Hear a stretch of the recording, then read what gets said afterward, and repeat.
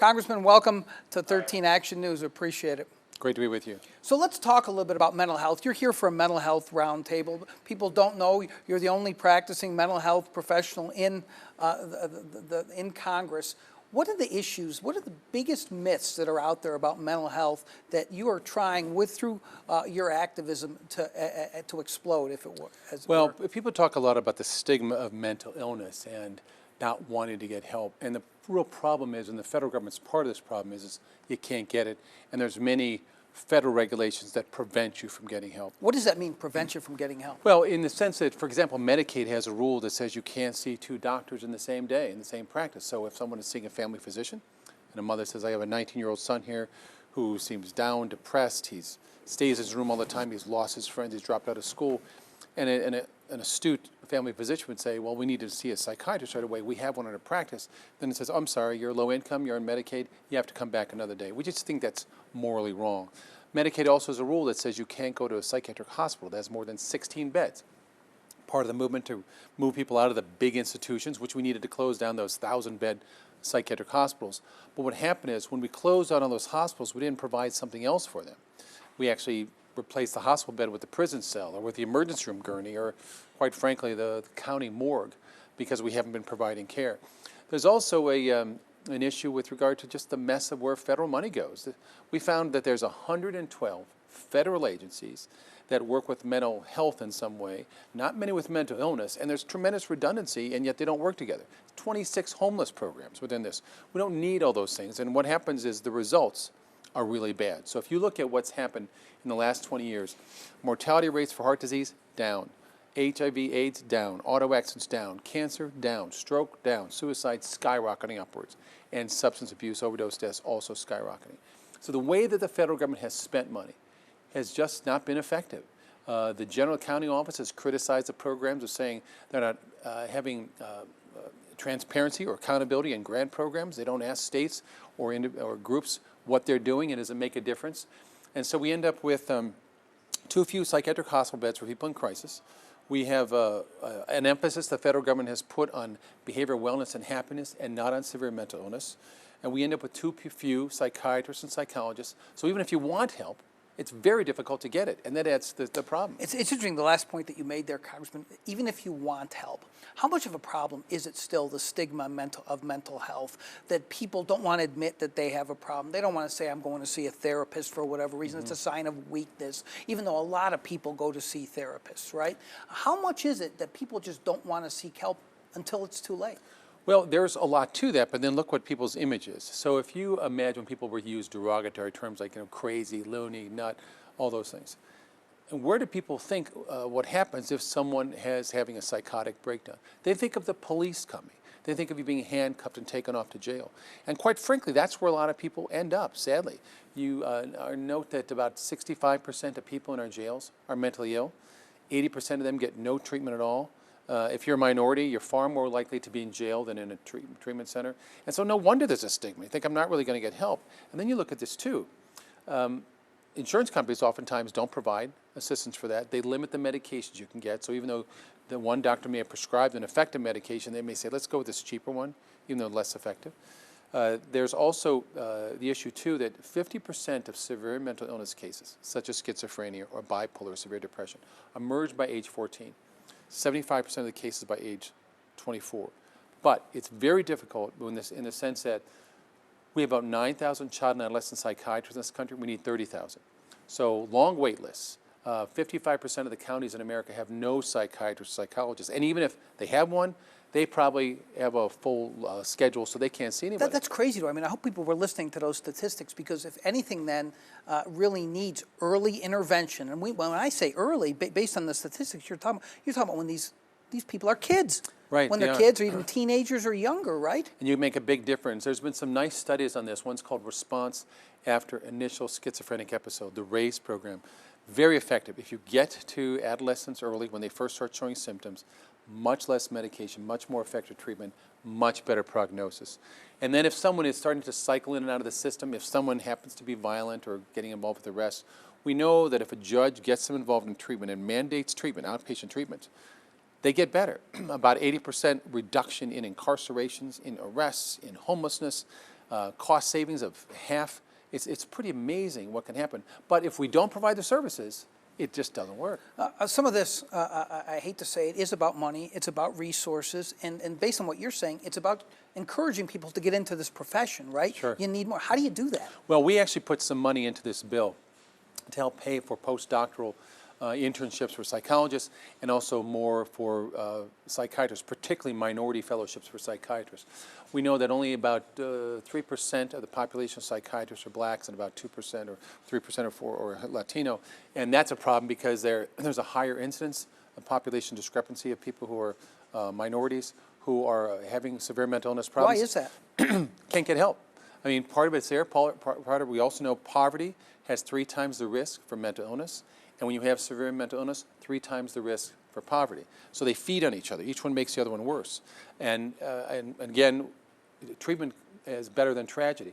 But it isn't until the tragedy occurs we start paying attention, and people think, oh, this person is mentally ill, they're going to be violent, they're going to have all these problems, and it becomes part of this downward spiral of society looking down upon this. And then what's happened is states say, we want to save money by closing the hospitals. Other people say, well, we want to protect their rights by allowing them to refuse treatment, and then people get no treatment. And we wonder why we're in the mess we're in. This really shouldn't be, like most issues, a partisan issue. So I'm really curious about what you thought of what Hillary Clinton recently proposed. A lot of it, when I read through it, Congressman, it seemed like common sense. And some of the things we've already talked about, early diagnosis, better integration of all the systems. I mean, is that on the right track, do you think? The issue of integrating physical health and behavioral health is absolutely on the right track. Something I've tried to reach out to both presidential campaigns on, and for years been pushing this, because you cannot have separate but equal treatments. We know, for example, a person with chronic illness doubles their rate of depression. If a doctor gives you a diagnosis of lung disease, heart disease, cancer, diabetes, it's natural to have some reaction to that. Right. But untreated depression doubles your cost of health care, because again, the person goes into a spiral. A lot of medical reasons for that. It's not just psychological. So getting people early intervention and treatment is helpful. The same thing with youth. Now, there's some weaknesses of the program. For example, a lot of things is put in there in terms of suicide prevention and the college students. But a lot of people with severe mental illness are not in college. And we have to make sure we're reaching out to everybody. It also doesn't touch on the shortage of psychiatric hospital beds. We have about 40,000 psych beds in this country. We need 100,000. And without that, when someone's acting erratically in public and the police are called, what a shame we don't call the police for a heart attack, but we do with mental illness. They take them into somewhere, and they go into the emergency room waiting, and very often the emergency room says, we don't have a bed. We've had that problem here in southern Nevada for a long time. There's been a lot of stories done about it. I'm sure you heard a lot about that today. That costs a lot of money. You're talking about 2.5 times the number of beds that exist now is what we really need. That'll cost a fortune, will it not? It costs more to not do it. So Medicaid has started this thing about the 16-bed rule, and we asked them to do a study. Talk about that so people understand. And so the 16-bed rule is, it basically says they won't pay for someone to have psychiatric care in a private hospital that has more than 16 beds. Dumb idea. Where they came up with that number, I don't know. But what that means is if someone is in a psychiatric crisis, think if they need an ICU for psychiatric care, where are they going to go? If you can't get them there, they go to a general hospital or they go to emergency room. The psychiatric hospital bed may cost $500 or $600 a day. General hospital, about $1,200 a day. Emergency room, $2,000, $3,000, $4,000 a day. So you tell me what's cheaper. So actually, Missouri did a study on this, and they found that if you had psychiatric beds, it's a 40% cost savings. And so Medicaid got this waiver they gave to 11 states as part of the Affordable Care Act. And so since 2009, supposedly studying this issue of what are the cost differences, turns out, as I talked to the head of CMS, they weren't collecting any data at all. So we've gone to all these years, and how many hundreds of millions, I don't know, but no data. But we know if a person gets care, they can get better. If they don't get care, if they're warehoused or shoved on the street, they don't. And that's why we end up with so many in jail. And the cost of a person who's mentally ill in jail versus outpatient care is 20 times more in jail. So if states look at this as a big picture and say, maybe we shouldn't just be incarcerating everybody, let's give them treatment before a tragedy, they can actually save money and save lives. One issue that comes up all the time when you talk about mental illness and suicide is the issue of veterans. Those statistics, I've interviewed people about this before. They're staggering how many veterans commit suicide a day. 22 or so. 22 is the number I always remember, and it's almost unfathomable, isn't it, sir? I mean, what do you do about that? Well, and you have a significant portion of those are Vietnam veterans, because we know as people get older, a big suicide risk for people in their 80s and up. But there's a number of things. So I'm also a Navy psychologist. I work at Walter Reed National Military Medical Center, Bethesda, with a PTSD population with traumatic brain injury. We know more medically in terms of what happens to a person with the stresses of combat, how a person has early childhood stress is a problem, sleep disorders are all part of this. If we get to them, we can help them. But again, if a veteran is in a remote area, a rural area, far from a veterans hospital, it's a struggle for them to get assistance. If they feel, that that's a problem with what they want to be as strong soldiers. So part of the outreach has been to help them understand, no, you can get better. And when I work with them, I say, just like if you're given your target of what you have to do in battle, you take care of that because that's your mission. Your mission now is to take care of yourself and become a good husband, mother, father, mother, provider, whatever that is, so that you can get better. We can do this, but with limited resources and with limited outreach, it's very difficult. Are you optimistic looking forward? I mean, generally, someone in your profession has to be a natural optimist, I would think. And I don't mean your profession of being a congressman. I mean, as a psychologist, I mean, this problem has existed for so long, Congressman. Do you see any progress being made in Congress to pass the kind of law? I mean, obviously, no one law is going to be a panacea for what we're talking about. Are you optimistic at all? I'm optimistic in the sense that 5 years ago when we started investigating this problem, couldn't get any traction. People like Congressman Crescent Hardy locally, and this is why I'm here, came on board and started pushing leadership to say, we have to do this. Do what? Pass major mental health reform. Change the way the federal government handles this.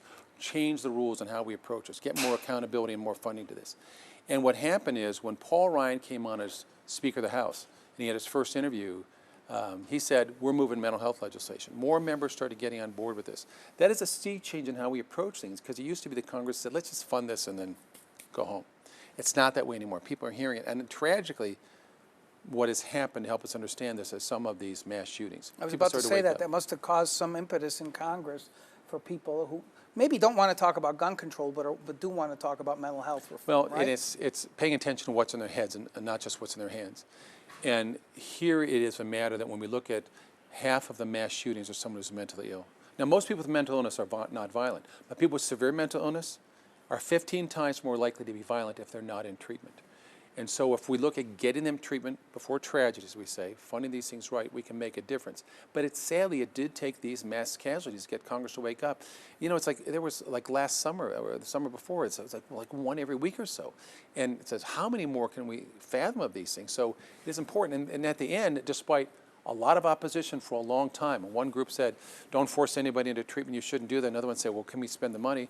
We ended up with almost every member of Congress voting for this. Every Democrat, we had 422 members of Congress, all but 2 voted for it, and they don't vote for anything. And now it's in the Senate's hands. I hope to goodness the Senate votes on this soon, because we have about 900 deaths a day, attributed to primary or secondary mental illness. We can't keep doing this. That's just insane. We're going to wrap up. We're almost out of time. I have to ask you about the presidential race. I've been covering politics for 30 years. You've been around for a while, too. I've never heard words that end in path thrown around to describe a presidential candidate before. Is that unfair to Donald Trump? They call him a sociopath. Some people even call him a psychopath. You know what these words really mean. Well, look, terms like that are used to describe both Mrs. Clinton and Mr. Trump. It is wrong to do that. It's immoral, and quite frankly, it's unprofessional and unethical to do that. But this is part of the stigma, where the media maintains a stigma. Let's just write someone off as crazy and call them some derogatory term. I think it's wrong and it's reprehensible.